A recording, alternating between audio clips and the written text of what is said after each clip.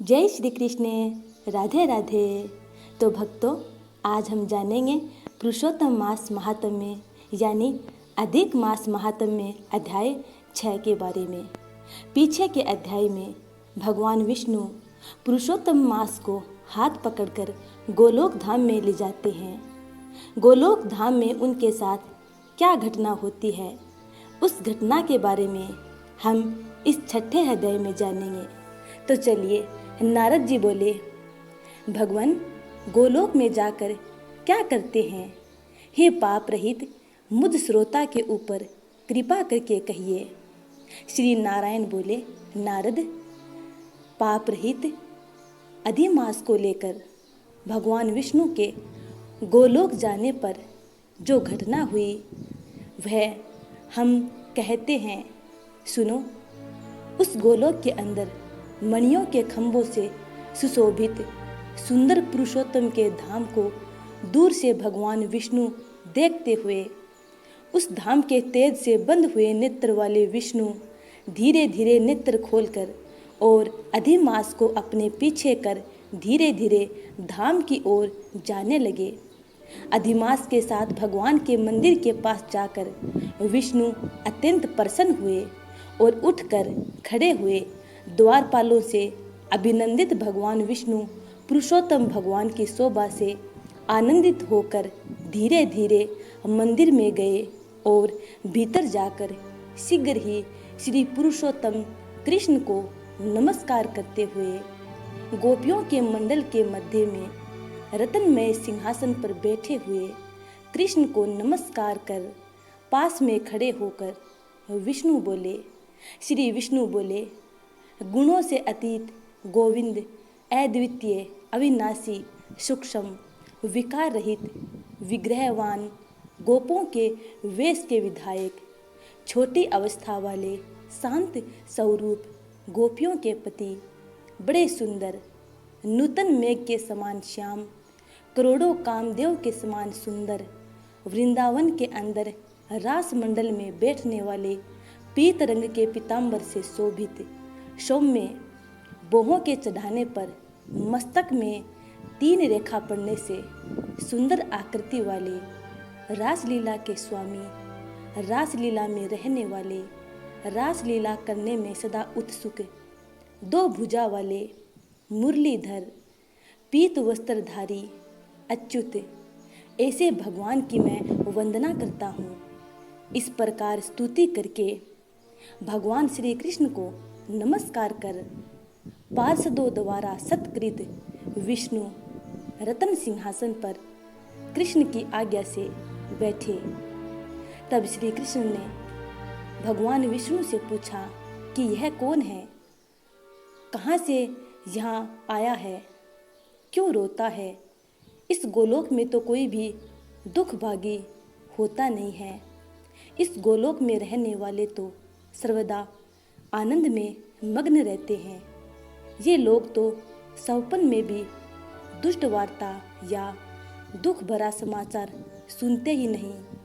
अतः हे विष्णु, यह क्यों कांपता है और आंखों से आंसू बहाता दुखित हमारे सम्मुख किस लिए खड़ा है?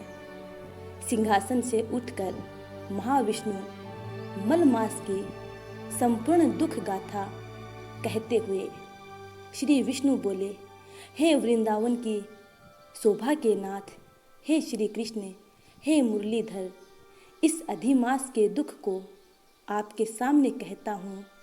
आप ध्यान से सुने। इसके दुखित होने के कारण ही स्वामी रहित अधिमास को लेकर मैं आपके पास आया हूँ। इसके उग्र दुख रूप अग्नि को आप शांत करें। यह अधिमास सूर्य की संक्रांति से रहित है, मलिन है, शुभ कर्म में सर्वदा वर्जित है। स्वामी रहित मास में स्नान आदि नहीं करना चाहिए। ऐसा कहकर वनस्पति आदि को ने इसका निरादर किया है। 12 मास कला, क्षण, अयन, संवत्सर आदि शेष वीरों ने अपने अपने स्वामी के गर्व से इसका अत्यंत निरादर किया है। तैयार हुआ तब अन्य दयालु व्यक्तियों द्वारा प्रेरित होकर हे ऋषिकेश शरण चाहने की इच्छा से हमारे पास आया और कांपते कांपते घड़ी घड़ी रोते रोते अपना सब दुख जाल इसने कहा। इसका यह बड़ा भारी दुख आपके बिना टल नहीं सकता, अतः इस निराश्रय का हाथ पकड़कर आपकी शरण में लाया हूँ। दूसरों का दुख आप सहन नहीं कर सकते हैं, ऐसा वेद जानने वाले लोग कहते हैं। अतएव इस दुखित को कृपा करके सुख प्रदान कीजिए। हे जगतपते, आपके चरण कमलों में प्राप्त प्राणी शोक का भागी नहीं होता है, ऐसा वेद जानने वालों का कहना कैसे मिथ्या हो सकता है। मेरे ऊपर कृपा करके भी इसका दुख दूर करना आपका कर्तव्य है, क्योंकि सब काम छोड़कर इसको लेकर मैं आया हूँ। मेरा आना सफल कीजिए। बारंबार स्वामी के सामने कभी भी कोई विषय न कहना चाहिए, ऐसी नीति के जानने वाले बड़े बड़े पंडित सर्वदा कहा करते हैं। इस प्रकार अधिमास का सब दुख भगवान कृष्ण से कहकर हरि कृष्ण के मुख कमल की ओर देखते हुए कृष्ण के पास ही हाथ जोड़कर खड़े हो गए। ऋषि लोग बोले, हे सूत जी, आप दाताओं में श्रेष्ठ हैं, आपकी दीर्घायु हो, जिससे हम लोग आपके मुख से भगवान की लीला के कथा रूप अमृत का पान करते रहें। हे सूत, गोलोकवासी भगवान श्री कृष्ण ने विष्णु के प्रति फिर क्या कहा और क्या किया इत्यादि लोकोपकारक विष्णु कृष्ण का संवाद सब आप हम लोगों से कहिए। परम भगवत भक्त नारद ने नारायण से क्या पूछा?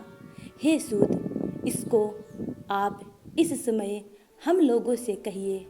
नारद के प्रति कहा हुआ भगवान का वचन तपस्वियों के लिए परम औषध है। तो भक्तों, पुरुषोत्तम मास का छठा अध्याय यहीं पे समाप्त होता है।